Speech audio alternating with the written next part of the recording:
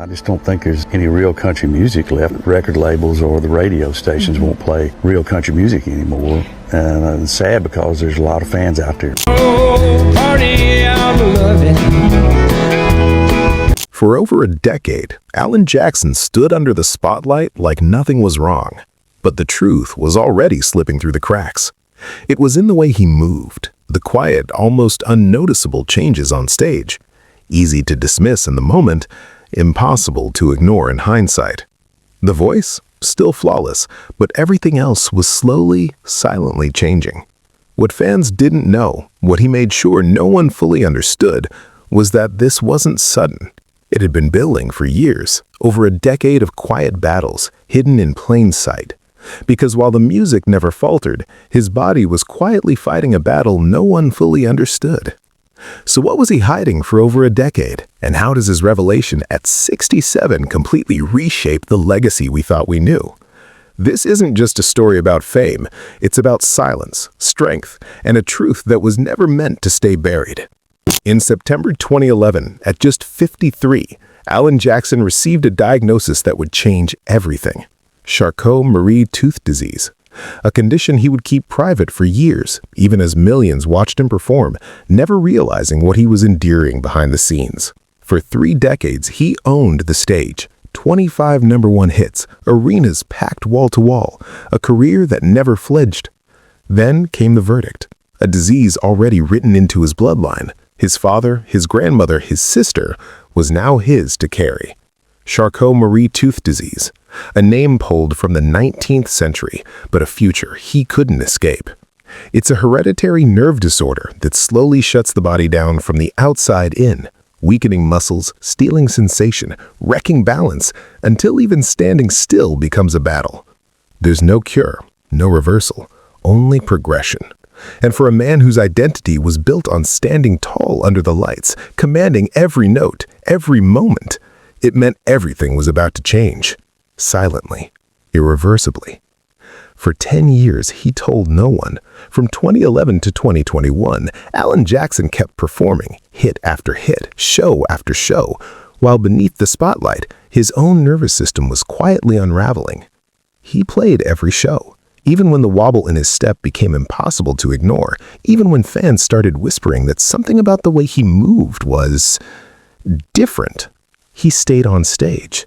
Not to hide it, not to pretend, but because the music always mattered more than the mechanics of standing.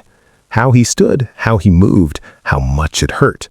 It was his burden, not theirs. He came from a family that never spoke of struggle. His father had the same disease. Silence was their code. Respect. A refusal to let reality rewrite the songs his fans loved. But silence has a breaking point. September 2021, sitting across from Jenna Bush Hager on The Today Show, he finally let it out. "I've been reluctant to talk about this publicly to my fans, but I have this neuropathy, a neurological disease inherited from my daddy. There's no cure, but it's been affecting me for years, and now it's becoming more obvious." The truth he had danced around for decades, the stumbling, the self-consciousness on stage, was finally spoken. Not for pity, but to answer the question fans had been silently asking. Why?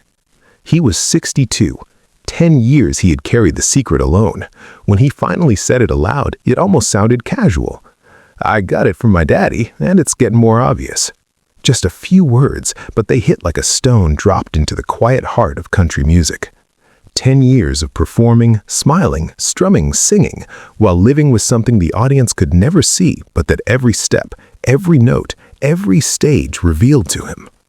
What does it feel like to carry a shadow like that for a decade? And what was he protecting all those silent years? The man behind the hat. Alan Eugene Jackson was born in Newnan, Georgia. The youngest of 5, the only son raised in a house stitched together by mechanic wages and Southern grit. Church on Sundays, little fanfare the rest of the week. Poverty wasn't complained about, it was poetry. Hardship wasn't discussed, it was endured. You worked, you showed up. That ethic bleeds into every note he sings. Chattahoochee isn't just a song about a summer river and a first kiss. It's about growing up poor, Southern, and young, facing the world before you're ready, and finding the voice to tell it anyway. Some songs don't just play, they hit you in the chest. Remember When is one of those songs. A story about a marriage, yes, but also a reckoning with time itself. The terrifying clarity that the best years of your life might be behind you, while the people you love are still standing right in front of you. Where Were You came to life the week after September 11, 2001, performed on the CMA Awards stage before anyone had fully processed the horror. In its notes were words about faith, confusion, and ordinary American love, truths no politician, no news broadcast had managed to capture. Alan Jackson has always written toward the things too big to face head-on, finding the angle that makes them bearable. He arrived in Nashville at 27 with his wife Denise, a paper sack of songs, and zero industry connections. Fate intervened mid-flight. Denise, working as a flight attendant, sat next to Glenn Campbell. She asked if he could help her husband. He handed her his manager's card. One call, one meeting, one deal with Arista Nashville.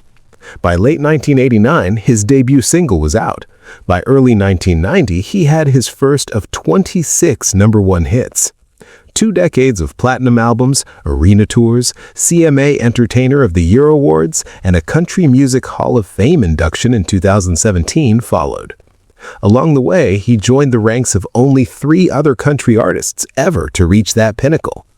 Alan Jackson didn't just write songs. He wrote the moments we lived through, the ones we can't look at directly, but somehow, through him, can survive.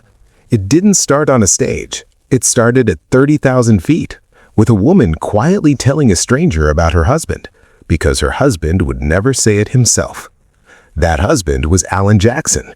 He's never been the kind of artist to announce his greatness. He lets the songs carry that weight.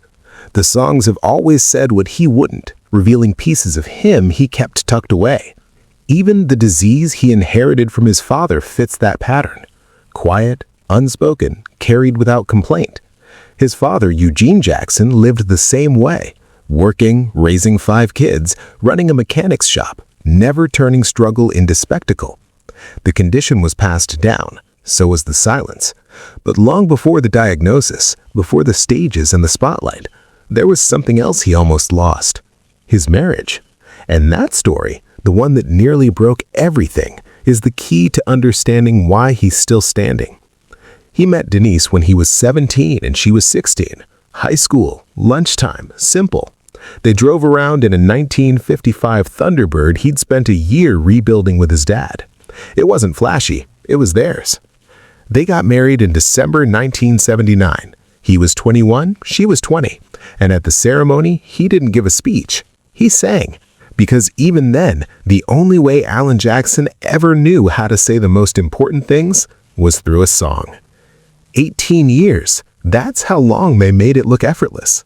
From the outside, it was the perfect country song brought to life. High school sweethearts, small town beginnings, a climb to the very top without ever letting go of each other. Alan Jackson didn't just sing about loyalty, he lived it. Or at least that's what everyone believed. In Nashville, their marriage wasn't just admired, it was evidence. Proof that the values in country music weren't just lyrics, but truth. The Jacksons with a real deal. People didn't question it, they pointed to it. And then, without warning, the story cracked. Late 1997, a 25,000 square foot dream house in Franklin, newly built, carefully chosen, right next door to Amy Grant. The kind of place you move into when everything is finally right. That's when he left. No announcement, no explanation. Just a quiet exit that hit Music Row like a detonation. Alan Jackson had moved out. Denise Jackson had hired a divorce attorney. And just like that, the marriage the industry held up as untouchable was over. Their marriage was perfect as far as I was concerned, Ralph Emery said later. I was as shocked as anybody. But not everyone was. The whispers had already started. Low, persistent, impossible to pin down, dating back to his 1995 tour with Faith Hill. Something had happened out there on the road, something no one ever fully explained.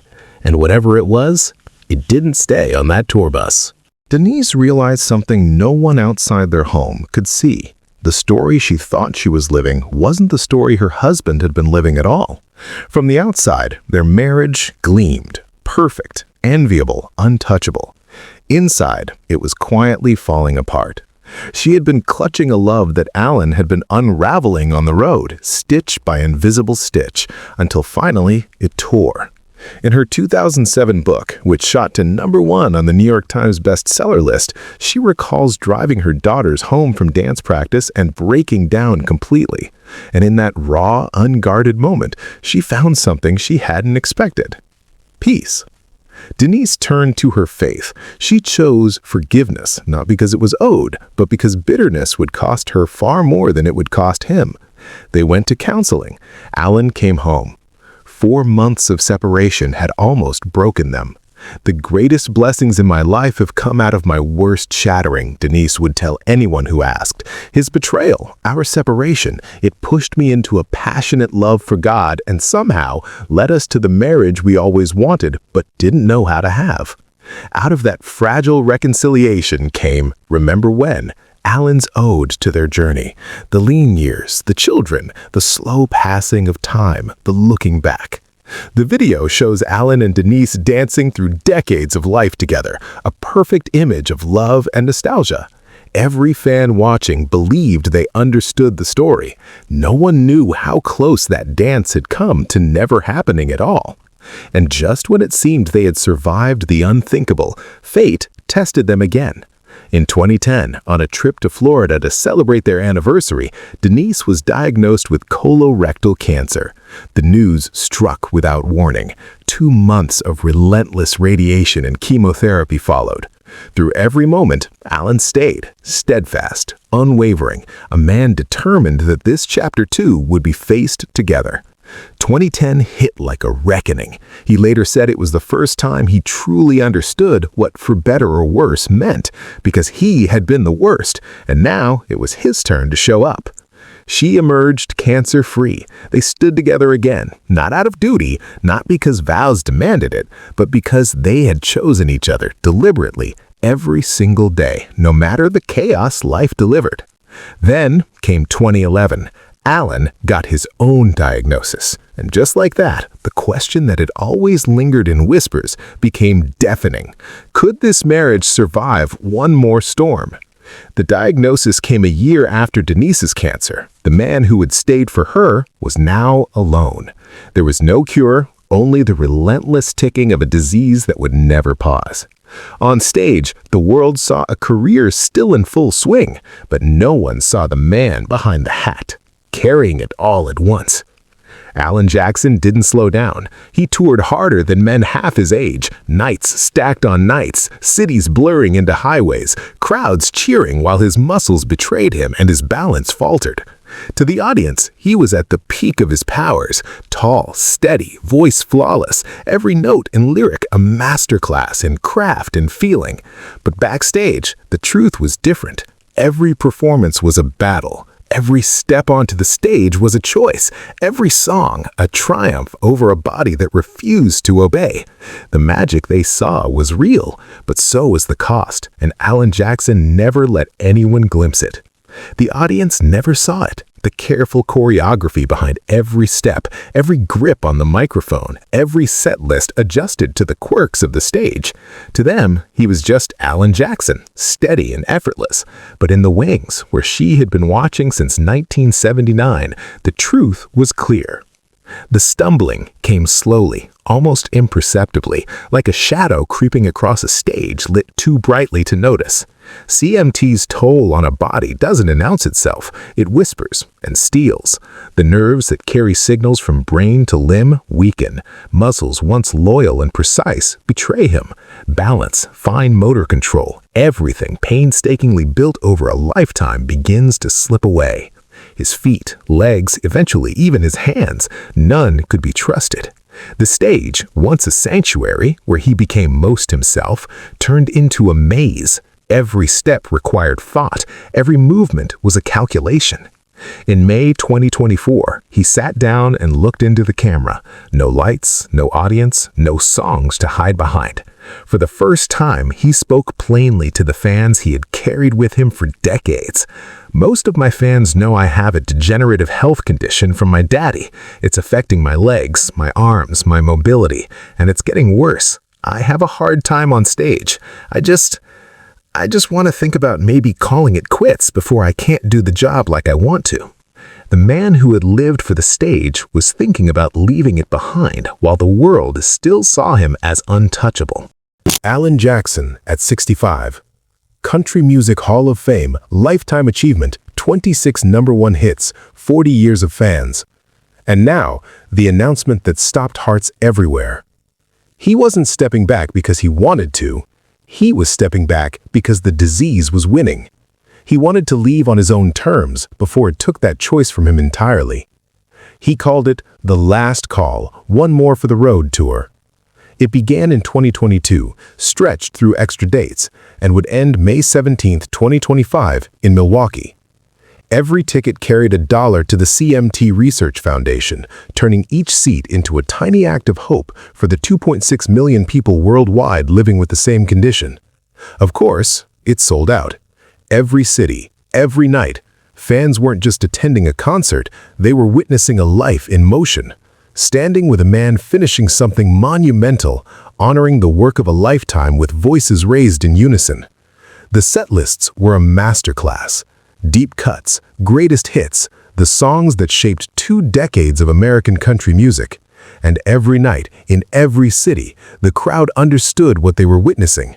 Not a farewell tour, but a lifetime poured out on stage. A man giving everything he had built, one show at a time, to the people who had always understood him. The tour had already shattered expectations, grossing over $100 million and cementing itself as one of the year's highest-grossing country tours. But all that mattered on May 17, 2025, was the last road show, Milwaukee. One final night on the road before the last stop in Nashville, where it had all begun. Alan Jackson took the stage, not standing tall as fans had always known him, but seated for parts of the show, his body betraying the years and the disease he carried quietly behind the music. For those who had followed him since the early 90s, seeing him on that stool felt like a heartbreak made public. And yet, it was also a triumph. Every note, every lyric carried the weight of compromise between what the illness demanded and what the music deserved.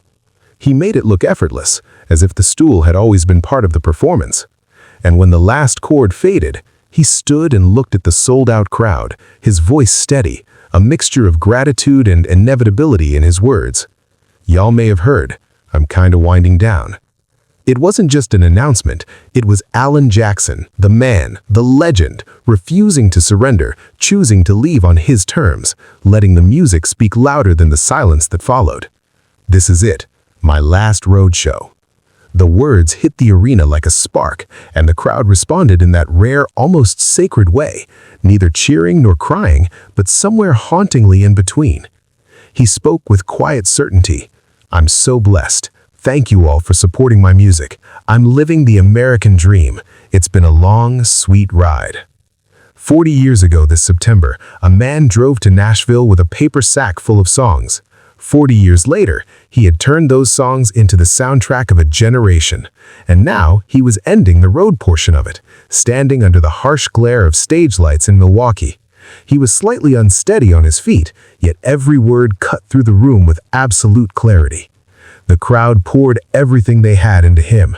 He gave it all back, one last time. And then, the lights rose. Alan Jackson walked off that stage for the final time as a touring artist, carrying the disease, the marriage, the decades, the weight of it all, yet never letting the audience glimpse the burden he bore. He had one show left, one last call, one final curtain on a career that had defined country music for decades. June 27, 2026, Nissan Stadium, Nashville, Tennessee. The city where Denise once handed a stranger a business card on a plane. The city where his first professional show ignited a dream. The city that made him, in the brutal, beautiful, irreversible way Nashville makes country artists. And now, he would stand there one last time in front of the largest crowd of his farewell tour, every note echoing a lifetime. Fans were told to register for pre-sale on his official website. The final chapter would close where it all began, Nashville, a witness to 40 years of triumphs, heartbreaks, and songs that became part of the American soundtrack. But here's the twist. The real ending didn't happen on any stage. It happened offstage in a quiet, unforgettable moment at the 2025 ACM Awards. When Alan Jackson stepped onto the stage to accept the Lifetime Achievement Award, an honor that had just been renamed the Alan Jackson Lifetime Achievement Award, the air itself seemed to pause. He looked at his wife, and in front of the entire country music world, said something so simple, so raw, that the room felt like it could crack from the weight of it. Everyone who has followed him for decades, everyone who has watched him live and love through triumph and heartbreak, knew in that moment, this was everything. The renaming wasn't just a gesture. It wasn't just an accolade. It was a declaration. Alan Jackson's name would forever mark the shape of country music itself, a standard, a touchstone, a benchmark for every song, every story, every note yet to come. Few are given this kind of immortality, the kind that makes it impossible to imagine the genre without them, whose music becomes the soundtrack to weddings, funerals, tailgate parties, and midnight drives for generations. Alan Jackson didn't just earn the award, he always was that artist. Now the world finally had to recognize it. He walked up to accept it with the careful, measured step of a man who knows every inch of the stage, who has learned to trust each footfall. The applause followed him like a tide, but he didn't rush. When he reached the microphone, he spoke quietly at first, about the songs, the decades, the 40 years of music that had defined him. Gratitude came easy, fame less so. And then he turned, as if everyone else in the room suddenly vanished, to the reason he was really there. "I do want to especially thank one person," he said, voice steady, eyes locking on a single point in the crowd. "My best friend since I was 17, my wife, Denise." He paused, letting the words settle. "I'm probably not always the easiest person to love, but she's been there, through every hard time, every fight, every heartbreak. We survived a lot. She's held me up all these years. She's my best friend. I wouldn't be here without her." The room went still, not polite quiet, not hushed murmurs, a silence that stretched and held itself because everyone understood the truth he had spoken. People who were there later called it one of the most profoundly moving acceptance speeches in ACM history, not because it was polished, not because it was rehearsed, not because it carried the cadence of a man performing, because it wasn't performance. It was honesty. A 67-year-old man with a degenerative nerve disease standing before the industry he helped shape and naming the one person who had made all of it possible. He didn't thank his producer. He didn't thank his label. He didn't thank the machine of fame. He thanked Denise for staying when every reason existed to walk away, for waiting in the wings, for being his anchor, his witness, his best friend when he had not always been hers. And everyone in the room knew it. Denise was there, as she always had been, for the moments that truly mattered, her presence quiet but unshakable, the heart behind every song he'd ever sung. She is the constant in his story, the quiet gravity that held Alan steady for 45 years. In December 2024, they marked their 45th wedding anniversary. Their daughters, Maddie, Allie, and Danny, are grown. Their grandchildren know Alan's disease as the thing Grandpa has, a shadow that children recognize instinctively long before they understand its weight. This is a family that has weathered infidelity, separation, cancer, and a progressive neurological disease that arrived just a year after the cancer.